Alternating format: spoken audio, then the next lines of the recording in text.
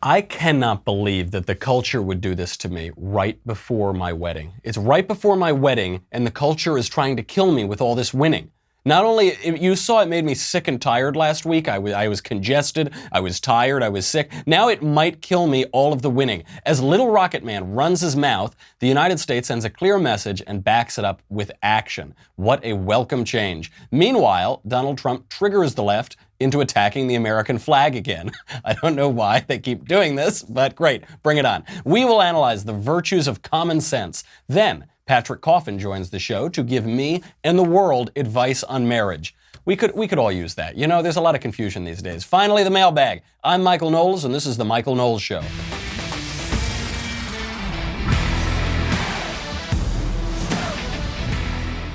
A lot to get to today. A lot of these. Ooh, those tears are good. Before we get into what's going on the culture and the politics and get to our guest and answer all your questions, let's talk about the Upside. Let's talk about Upside, a wonderful sponsor for the show. They help keep the lights on, and they will help you travel. Being an astronaut was a pretty cool job, flying through space, walking on the moon. You get a nice parade. That's all very good. But don't forget, astronauts would not have been able to do any of that without the great folks at Mission Control. Could you imagine having a team like that supporting you on your business trip? Well, that's what you get when you book your next business trip at Upside.com. I'm flying out tomorrow morning, and you know, when I travel, in the old days, before Upside, travel for business, I'd have to move a flight, or I'd have to do this, and that's just me calling sweet little Elisa and saying, like, you got to call them, and she's like, I don't know, Mac, I can't, I'm too busy, I'm doing other stuff right now, right? You don't need that. Use Upside. It'll save you time. It'll save you money. Upside will be your mission control lookout for you every step of the way, handle any problem that might pop up. They've got a team of specialists working 24/7 to make sure your flight, hotel, car rental all go off without a hitch. They monitor your trip around the clock, proactively keeping you posted on everything from, is it going to rain? Are there alternate flights? If you want to squeeze in one more meeting, which, that means if you want to stick around the bar a little longer. Have you ever experienced that level of service before on a business trip? No way. Once you have experienced a committed team looking after every detail of your trip, you can never go back. Time is money, hassle, frustration, get rid of all that. Let Upside do it for you. For easy booking, competitive prices, and a team that always has your back, book your next business trip at Upside.com for a limited time. It's my wedding, and I'm giving you a present. For a limited time, when you book your first business trip with Upside, you will get a minimum $100.com Amazon gift card. $100.com Amazon gift? Is that how that goes? $100 Amazon.com gift card. Just go to upside.com/Covfefe, C-O-V-F-E-F-E. Get a lot of Covfefe in your business trip. Upside.com/Covfefe, C-O-V-F-E-F-E. Get at least a $100 Amazon.com gift card. That's pretty good. $600 minimum purchase required while supplies last. See site for complete details. There's always a little thing at the end, but it's a really good deal and really great service. So Donald Trump is spiking the football. You see that pun? You like that? Donald Trump is spiking the football because the NFL announced yesterday that they would no longer allow these players to kneel down. And this had always been the rule, but now they weren't enforcing it for the last 2 years. And so they will not allow players to protest the American flag on the field at the NFL. Here is Donald Trump's reaction. The NFL the owners have voted unanimously to approve a new national anthem rule that says if you're not going to stand, stay in the locker room. If you go to the field, you have to stand. If you have a protest, your team's going to get fined. This is the first time you're hearing this. What's your reaction, Mr. President? Well, I think that's good. I don't think people should be staying in locker rooms, but still, I think it's good. You have to stand proudly for the national anthem. Well, you shouldn't be playing. You shouldn't be there. Maybe you shouldn't be in the country. You have to stand proudly for the national anthem.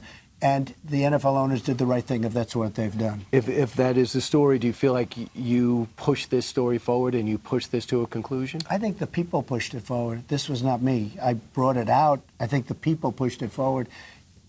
This country is very smart. We have very smart people. And, that's something ideally could have been taken care of when it first started. It would have been a lot easier. But if they did that, they're doing the right thing. Absolutely right. Absolutely right. Everything he just said is absolutely right. They shouldn't be in the country if they hate it so much. If they hate the country so much, they should not be here. The country gives them a lot of privileges, a lot of opportunities. It defends their liberties. It defends their life. It's a lovely place. Everybody's trying to come here. And if you hate it, if you want to disrespect it and you complain about it and whine about it all the time, leave. Leave. Go away. We don't want you here. If you hate the country, go somewhere else. That's fine. There are other places. It's kind of harder to sneak into those other places because every other country enforces its own immigration laws, unlike the United States. But get out of here. He's absolutely right. Also, I'd like to point out here, people say Trump is a narcissist. This is one of the memes. Donald Trump is a big narcissist. All he wants is about himself and this and that. I don't see that here. What Barack Obama would have said if it were some issue that he had participated in, he'd say, well, listen, I want 1 million Baracks and Michelles. All the future leaders of America are going to be 1 million Baracks and Michelles. He just sees everybody in the light of himself. He's just looking in a mirror all day long. But Brian Kilmeade asks Donald Trump, says, Mr. President, do you take credit for this? He says, yeah, I don't think so. I think it's the people. And Trump is right about that, by the way. This is not about Donald Trump. The New York Times is so angry. They ran a big headline today about how the NFL kneels to Donald Trump. The NFL didn't kneel to Donald Trump.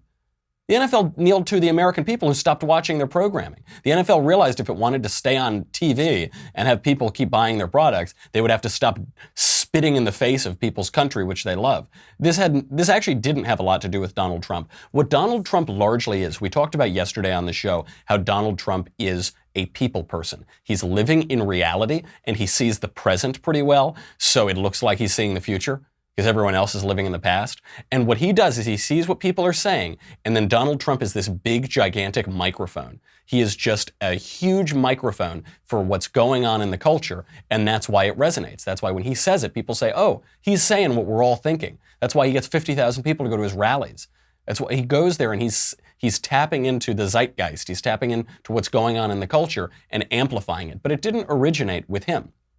And so, look, that's good. I'm glad that the NFL wants to keep its money and stop, giving the one-finger salute to its audience. But now we have some skittish conservatives who are up in arms about this. So the left is crying about free speech. The left only cares about free speech, by the way, when it suits their purposes. So they don't care about free speech at universities. They don't care about free speech defended by the government. All they care about is free speech for millionaire athletes during one particular sort of athletic broadcast. That's the only time they care about it. But now some conservatives are up in arms about this. David French, whom I like personally, but he's lost it with this op-ed. He wrote an op-ed in the New York Times. The op-ed is called "Conservatives Fail the NFL's Free Speech Test." And this line of thinking is so wrong and detrimental to the conservative cause and to the defense of free speech. And really, I'm mostly just peeved at David right now because he published it in the New York Times. What are you doing? You write for a great publication called the National Review. You write there. Don't put it in the New York Times, for goodness sakes. So here's what he wrote. Here is his argument, and I'll explain why it's wrong. French says, quote, "The United States is in the grips of a free speech paradox. At the same time that the law provides more protection to personal expression than any time in the nation's history, large numbers of Americans feel less free to speak. The culprit isn't government censorship, but instead corporate, community, and peer intimidation." And then he goes on a little bit and he says that, conservatives are saying that it's different when it's about the flag. French writes, quote, "But this is different, they say. This isn't about politics. It's about the flag. I agree. It is different. Because it's about the flag, the censorship is even worse." Where to begin? Where to begin with this? So what David is saying is that conservatives talk a good game on free speech, but also we don't want our national athletes to spit on their country. And he says that this is a contradiction. Of course it's not. We're criticizing the content of the speech, but we're also criticizing this particular speech, an attack on the flag, because it is nonsensical. Because you're using the rights defended, enshrined in our Constitution, protected by our communities and our governments and our law enforcement, that you're using those rights to attack the source of those rights, which is the country, the Star-Spangled Banner, the flag, which is a symbol of the country. It doesn't make any sense.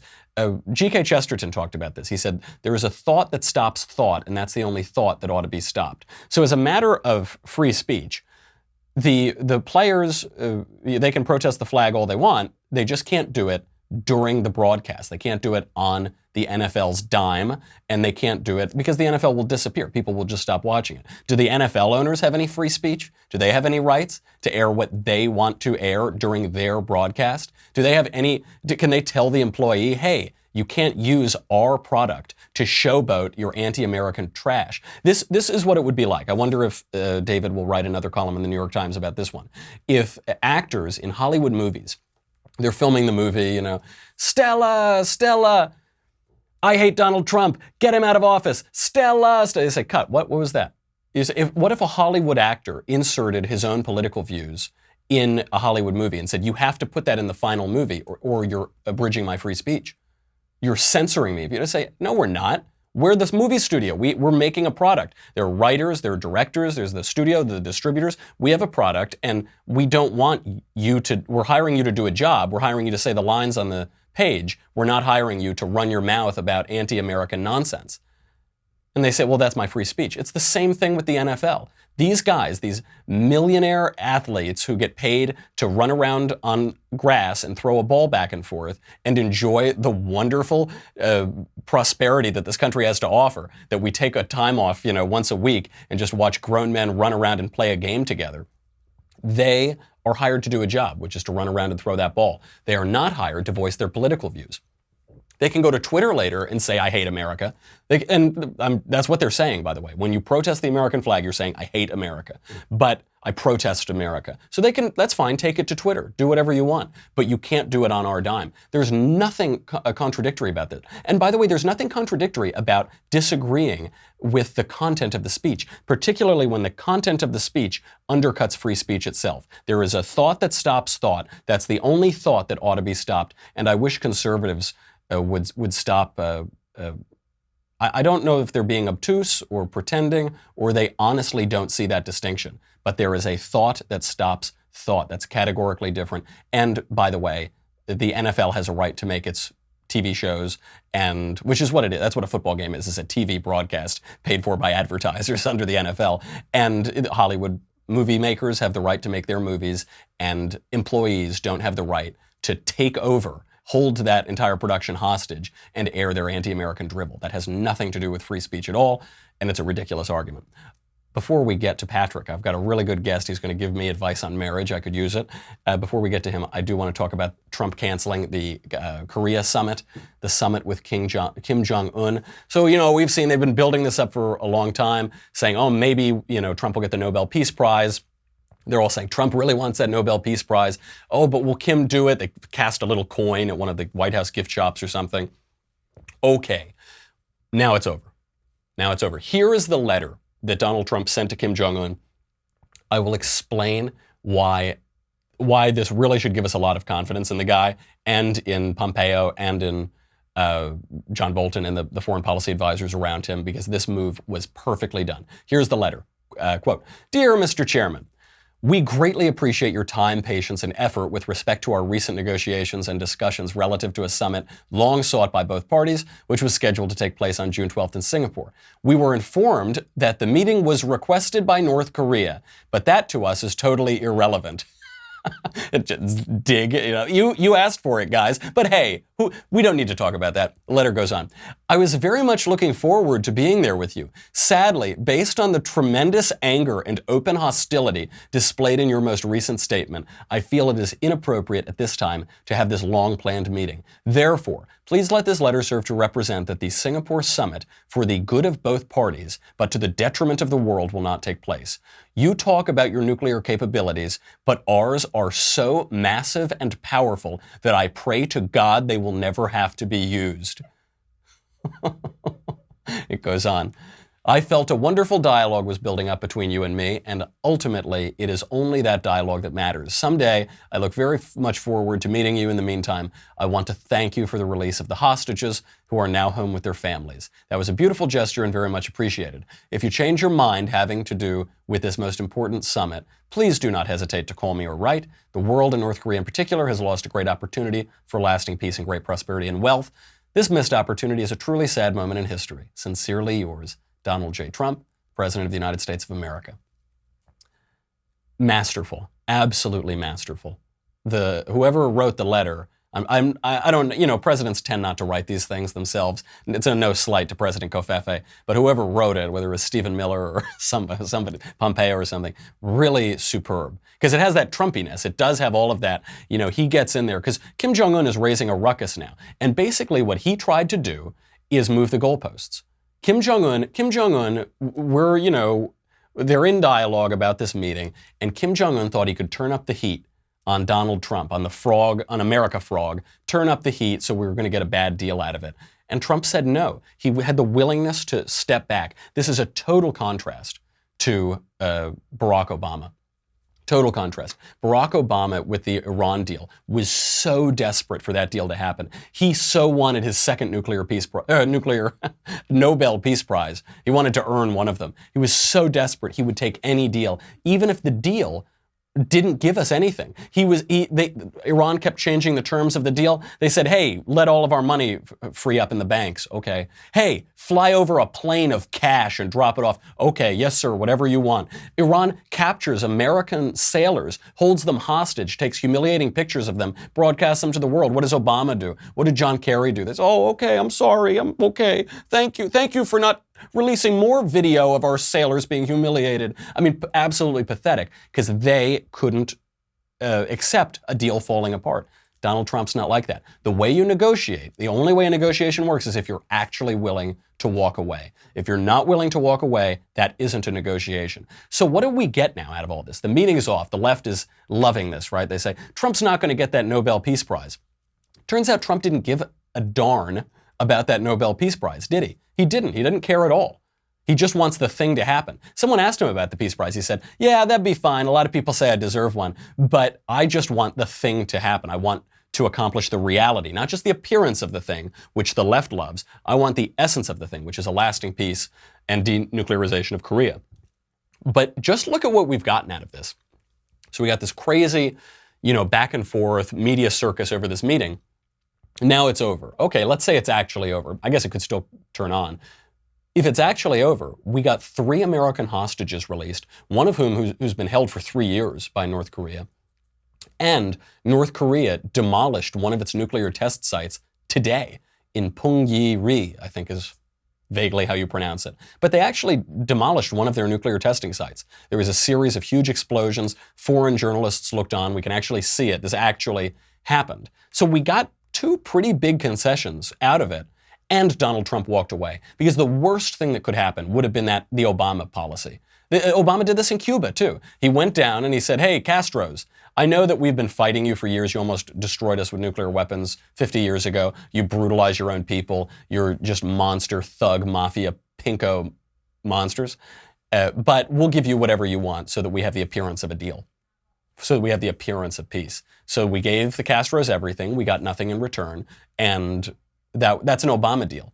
Trump said no. The worst thing that could have happened is if we legitimized Kim, we allowed them to maintain their weapons, we could have ended up worse off than we were before. Now, because Trump was willing to walk away, we ended up way better off. We get those hostages back, and we get a nuclear site demolished, and maybe there will be an opportunity in the future.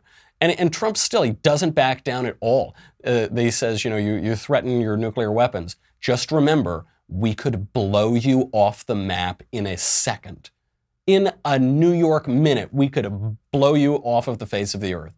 That's important language. He has no fear of looking like a failure here. He's just doing the thing. It's really beautiful. Okay, we got to get to Patrick. We're running a little late. Okay, Patrick Coffin, for nearly 8 years, hosted the top-rated Catholic radio show in the country, Catholic Answers Live, and the podcast Catholic Answers Focus.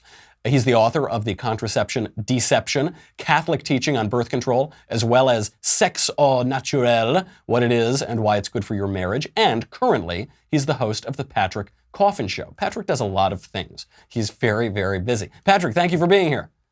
Thanks for having me. Great to be here. I really wanted to turn the Catholicism up to 11 as I prepare to wed. I'm getting on a flight tomorrow to New York to begin my bachelor party. So I guess that could end up being my last show ever, I suppose, depending on how the bachelor party goes.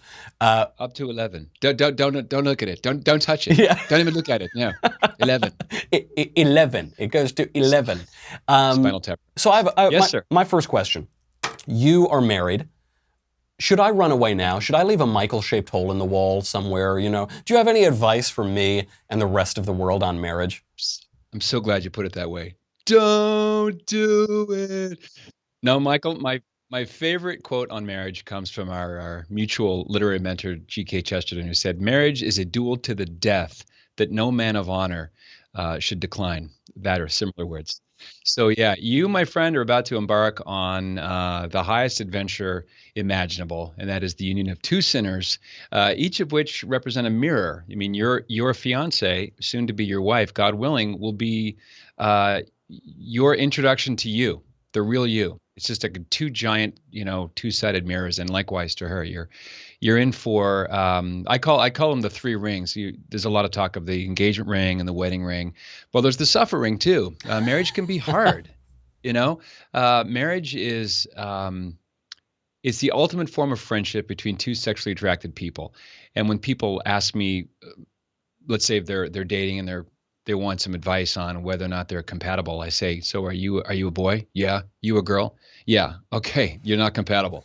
So just go from there.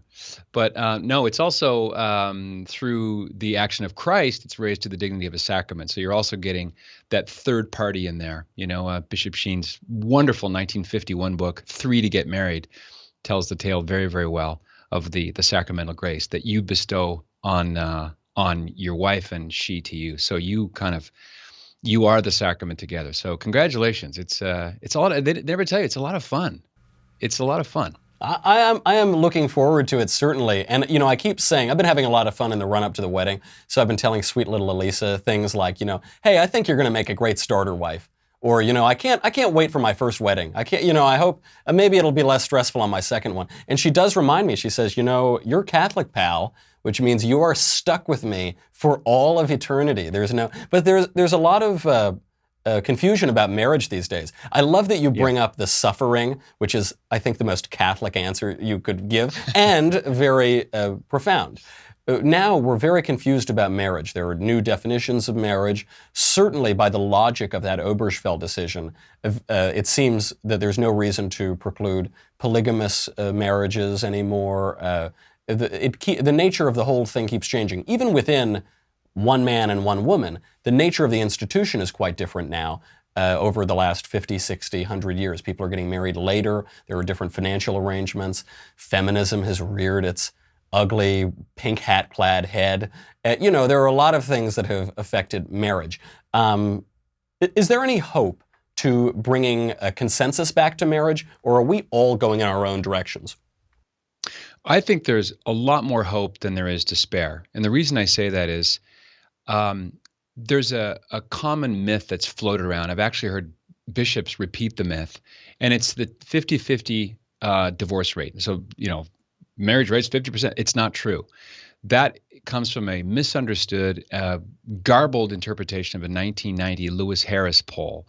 And it failed to distinguish between people who had been married once and never divorced and people who had been multiply divorced in marriage and remarried. So imagine you're at a dinner party and there's 12 couples there.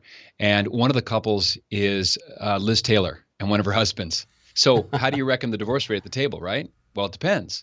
There's a researcher named Shanti Feldon who has a book on this, and she says that for people just starting who've never been married before, the divorce rate's under 30%.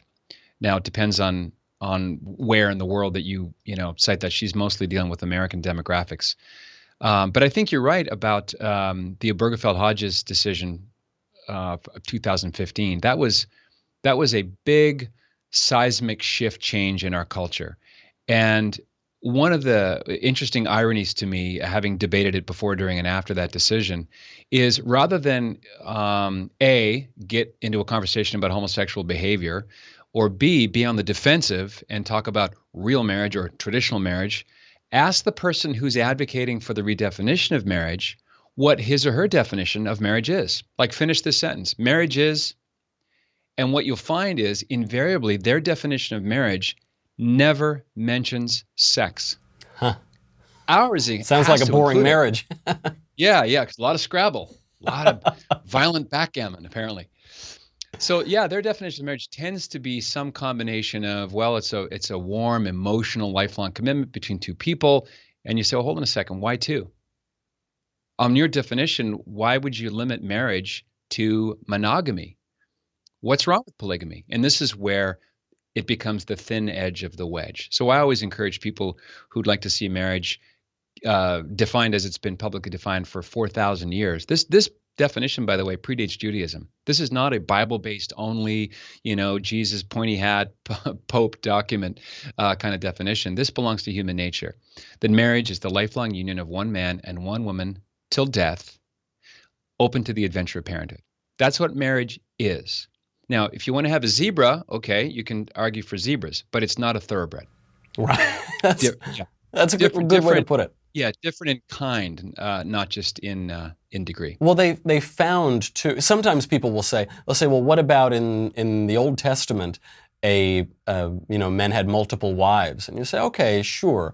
So I'll even grant that over the course of history, marriage has been the union of a husband and wives, at least one wife, and sometimes multiple wives.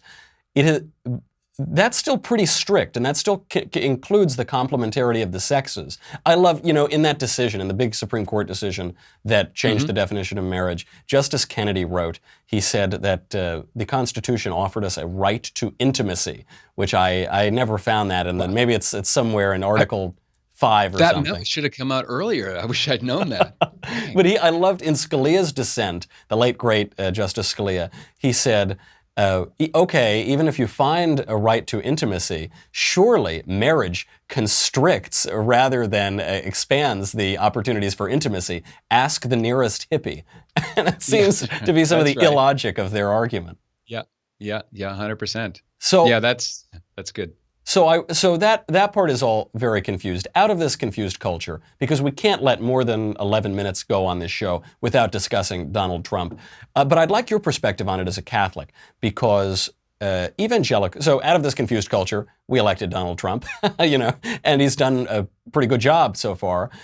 Evangelical Christians, fundamentalist Christians, that kind of variety of American Christianity, they're getting a lot of flack because they've largely supported Donald Trump.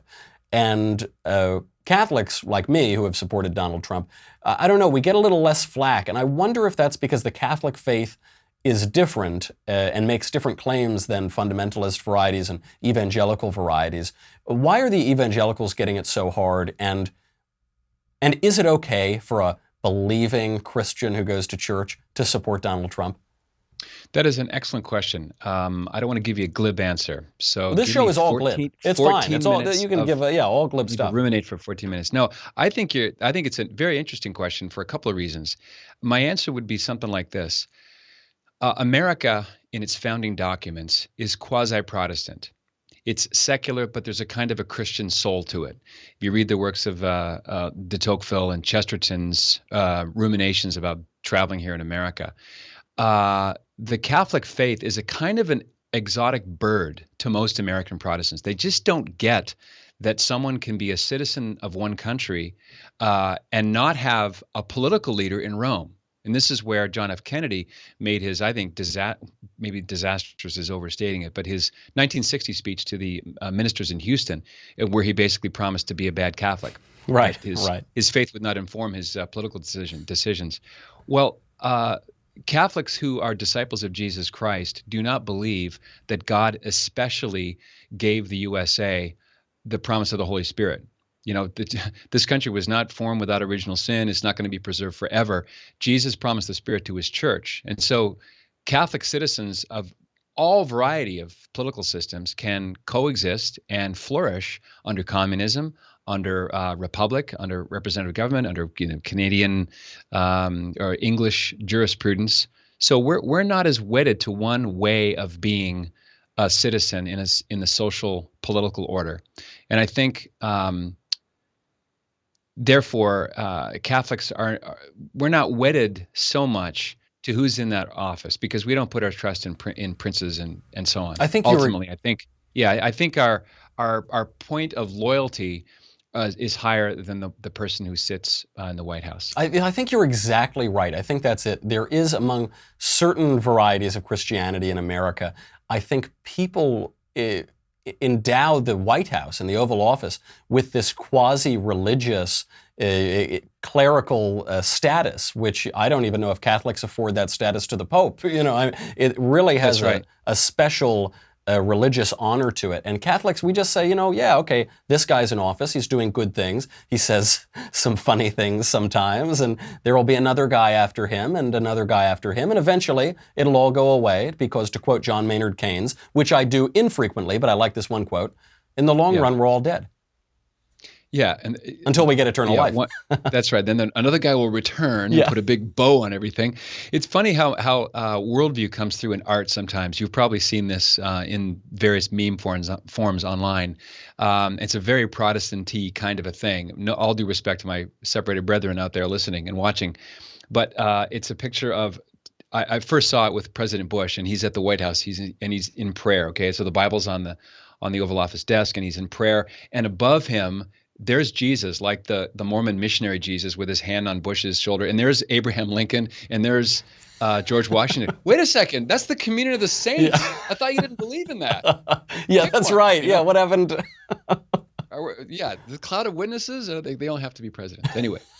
That's exactly right. I think it gets to the point that everybody's got to serve somebody. And I find when people reject aspects of faith, natural aspects of faith, they just get really superstitious. So they say, oh, how could you ever pray to the saints? But then there's this deification of Abraham Lincoln or George Washington or something. Very good men. Probably they are saints, but you got to believe in the saints first. Before I let you go, I've got a couple more minutes. I want to ask you about a really important question. You smoke the occasional cigar. You have the occasional glass of scotch. I do. I imbibe both. I've been known to do that a bit myself. I notice conservative guys tend to flock to those two passions and pursuits, and especially the Catholics, especially the. Why is that? What is it about the conservative character and the Christian character, the Catholic character? Because a lot, certain Protestant groups, they say no drinking, you can't drink, they're a little more teetotaling. Some of my waspy ancestors were like that. The Catholic side, they pour a lot of wine. What is it about the conservatives and the Catholics that make us like to have a good time every now and again? Excellent question. I heard a ribald joke from a former Southern Baptist, and I'll share it with you. It's the observation that strict Southern Baptists are not permitted to have sex standing up, not even in marriage. Do you know why? No. It might lead to dancing. So the Catholic worldview is very much focused on John 10, verse 10. I came that you would have life and have it abundantly. The scene at the wedding at Cana makes no sense whatsoever if what they're drinking is grape juice. Right. Because there's a implication there, and also one of the proverbs says, wine makes you happy. Wine, gladdens the heart. I can attest. So I can. Yes. I've experimented. So that's for the whiskey and the adult beverages in moderation, of course. Now, for the cigar smoking, I believe there is a almost biblical precedent for this. And it runs like this. Under the old dispensation, God commanded the Hebrews to incense the temple as part of the Jewish liturgy. How much more in the new dispensation, the new covenant, should we incense the temple of the body, the Holy Spirit temple of the body? That is so true. I have frequently said this. The body is a temple, and the temple needs incense. It's my little Cuban thurible. I have to. I think it was. It's a good brand. Yeah, it's going to be when I retire, when Ben retires me finally and fires me. That's going to be my new line of work, making thurible cigars. The G.K. Chesterton, who I think we've only referenced 150 times in the last 6 minutes, Chesterton said the Catholic Church is like a thick steak, a glass of red wine, and a good cigar. And even in that first miracle at Cana, it's turning the water of ritual into the wine of celebration. And it's also obviously prefiguring the water and the blood, the Christ's blood that flows on the cross. But there is such a joy that comes out of that, right? It's, hey guys, this is the good news. This isn't the dour news. Right, and you're about to participate in that great mystery, that great sacrament of matrimony. And it's called matrimony, I think, for a profound reason. Matrimony makes mothers. Mater is Latin for mother, and hence that connection with fertility and fecundity and union. And the wedding of Cana miracle is very interesting to me because he doesn't heal anybody by it. He just does it because. It's like a supercharged, supernatural injection of joy into an already happy moment. And it's just one more reason to love being Catholic. That's so true. Yeah. That's really good. And at my wedding, I'm certainly following in the footsteps of that first miracle. I suppose I'm going to have to lean in to that free-flowing red wine and take one for the team. Take one for the team. Well, Patrick, there's no way I'm going to run for the door. Sweet little Elisa might run and leave a sweet little Elisa-shaped hole in the wall, but I'm very excited to get married, and I appreciate it. When I get back, we'll have to do a cigar and scotch back on the West Coast. Your lips to God's ears. That would be great. Right. And keep in touch. If folks want to keep in touch, coffinnation.com, launching a membership site. And I appreciate your time. Absolutely. And where can people find you on Twitter and Facebook and all that? Yeah, very good. The public page is Patrick Coffin, author and podcaster, demigod, something. And Patrick_Coffin at Twitter. And coffinnation.com is a good spot to start. Well, I got to say, I've always loved your programs on the radio, on podcast. It's really helped me think through faith and Christianity, and and issues even more banal than all that, and more political and cultural and all that. I've always enjoyed your programs and writing. So I urge you to read Patrick's books and check out his shows. All right, we got to move on. Thank you, Patrick. All right, thanks a lot. Take care. We will move on to the mailbag, but I gotta say goodbye. I'm sorry, guys. I got a good mailbag today, and we're gonna have to fly through it because I gotta go catch a flight. I'm hanging out with Allie Stuckey later today. She's coming by, and I wonder how long she's going to excoriate me for how popish this show was today, for talking to Patrick Coffin. I'm gonna get a good talking to from my Protestant friend. If you're on Facebook or YouTube, go to Daily Wire. If you're on Daily Wire, thank you very much. You help us keep the lights on. You keep Covfefe in my cup. Go to dailywire.com. You get me, The Andrew Klavan Show, The Ben Shapiro Show. $10 a month, $100 for an annual membership. None of that matters, because when those NFL players, when they can't kneel, when little Rocket Man just starts getting a one-way ticket straight to the moon, we blast him off the face of the earth, these leftist tears are going to flow. And I won't be with you for, my honeymoon. I'm not going to be around. I am obviously bringing this to the beach with me, not to save me from the ocean, but to save me from all the leftist tears. You should too. It's the only FDA-approved device. Go to dailywire.com. We'll be right back with the mailbag.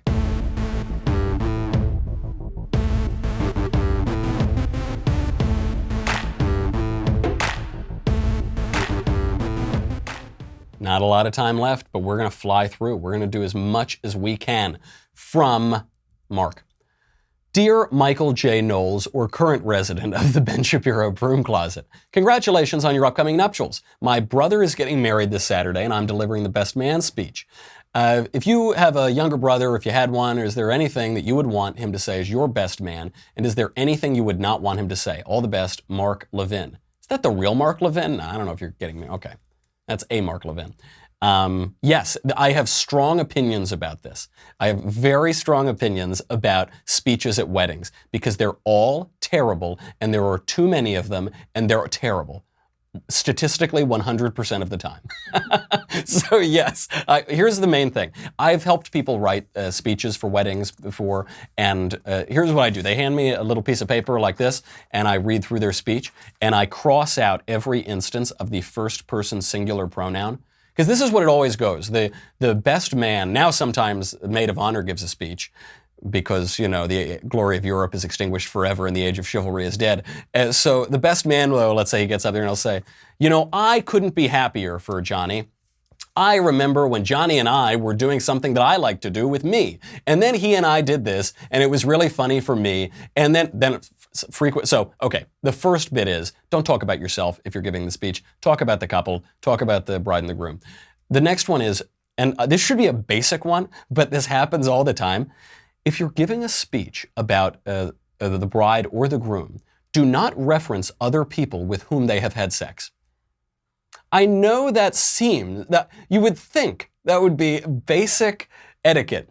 I have been to many weddings, many weddings, where the best man or the maid of honor will talk about like past boyfriends and, oh, you should have seen the guys she was bringing home. You know, I don't want to think about that on the wedding day. What's the matter with you? So get that one out of there. Remember, it's not about you. Don't talk about the bride and groom having sex with other people, and keep it short. Keep it really short. This is supposed to be a toast. And okay, and then I've been to somewhere the bride and the groom speak. Don't do that. Look, it's, people want to see you as like a little figure on a cake. They want you to be beautiful and nice. You don't need to talk. The minute you open your mouth, you're going to shatter that fantasy. This is a day of people doing nice things for you. You don't need to speak. And then all these speeches now, the this father and the that father. Traditionally speaking, it's the father of the bride and the best man. Boom, that's it. One and done, get out of here. Now, like, everybody has to go. It's like the roast. It's like a Dean Martin roast or something. None of that. Keep it short, keep it sweet, and, focus on the stuff that matters. You're there with your friends. You're celebrating that you've had a sacrament together. Do that. Don't put on a variety act up there. Okay, next question from Marcus. Dear Michelangelo di Trollo, dimmi caro. I've noticed that you don't end your shows with stuff I like. Is this because in Catholicism, if you like something, then it's probably a sin?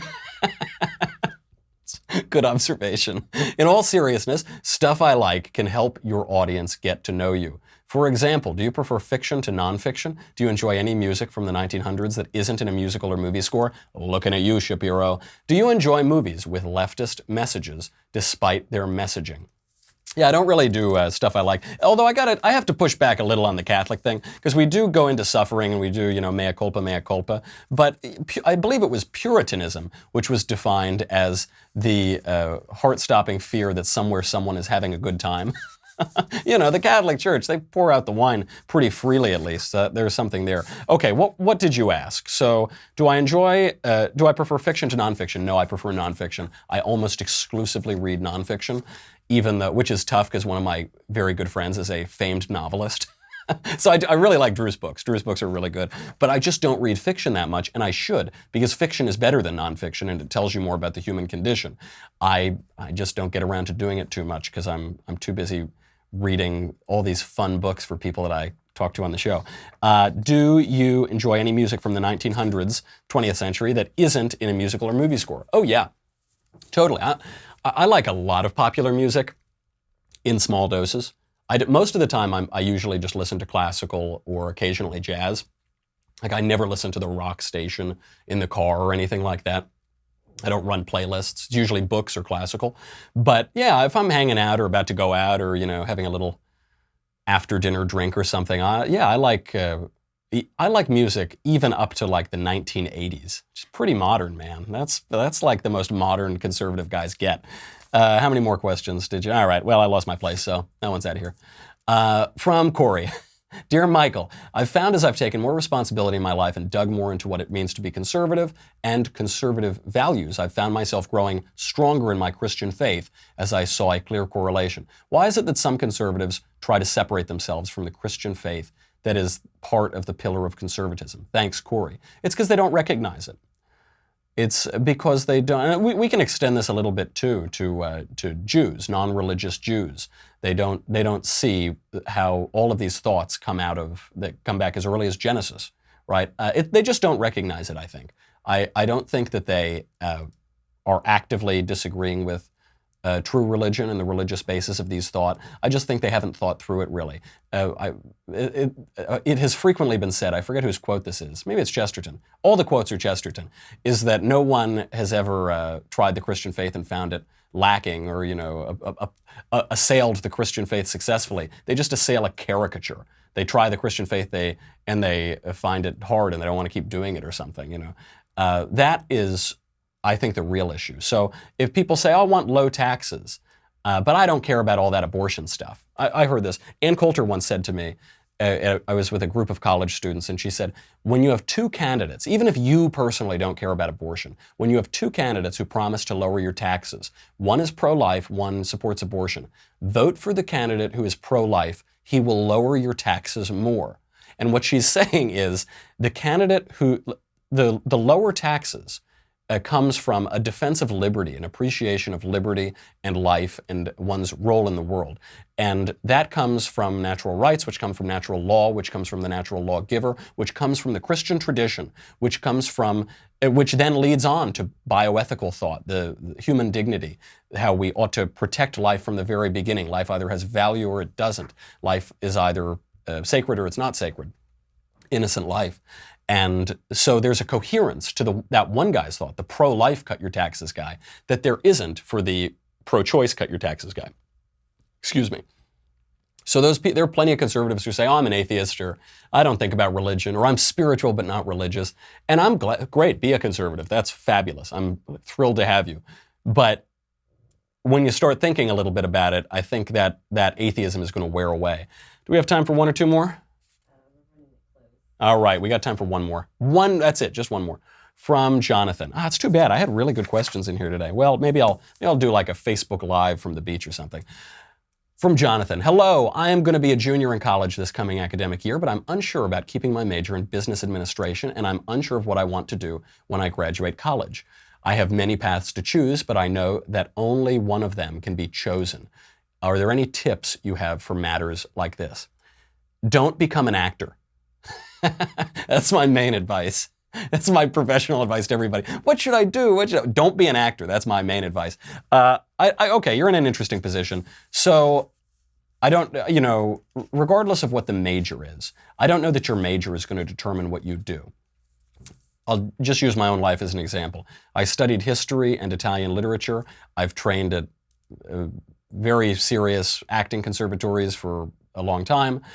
I moved to New York. I worked in politics and in theater in New York, film, television. Moved to LA, was still working in both of those things. Then I ended up not writing a book. Now I have a show. Now your career can take pretty weird paths. Does any of that have to do with my Italian literature degree or my history degree or the theses I wrote in college? I don't know. Maybe not. You should not go into a lot of debt to just 'cause. You shouldn't go to law school just 'cause, because that's the next thing to do. You should go to law school because you want to be a lawyer. You should go to medical school because you want to be a doctor. But you can't plan these things out perfectly. So I wouldn't worry that you have to plan everything out when you're a junior. Just work. God can't drive a parked car. So just work, be doing. Don't be thinking about what you're going to do. Be doing it. I've been doing show business stuff and working in politics for as long as I can remember, certainly since I was 18, and just doing it. Do it through college, just keep doing. And the more you do, you're going to be able to figure out, maybe I'm good at this, I'm better at this, I should try to do this a little bit more. Okay, maybe I'll take this class then because of that. But you're going to figure it out by doing. You're not going to figure it out by philosophizing and thinking and abstracting everything. You're a conservative. Don't live in abstraction. Don't live in theory. Live in practice. Okay, that's our show. I got to go catch a flight. Well, I got to hang out with Ali Stuckey and get yelled at first, but then I got to catch a flight. So I will see you guys. I'll be broadcasting all next week from New York. Tune in for that. Have a good Memorial Day weekend. Don't do anything that I wouldn't do, but it'll be my bachelor party, so that will give you, I'll give you a pretty wide breadth. In the meantime, I'm Michael Knowles. This is The Michael Knowles Show. I'll see you next week. The Michael Knowles Show is produced by Senia Villarreal. Executive producer, Jeremy Boring. Senior producer, Jonathan Hay. Our supervising producer, Mathis Glover. And our technical producer is Austin Stevens. Edited by Jim Nickel. Audio is mixed by Mike Coromina. Hair and makeup is by Jesua Olvera. The Michael Knowles Show is a Daily Wire Forward Publishing production. Copyright Forward Publishing 2018.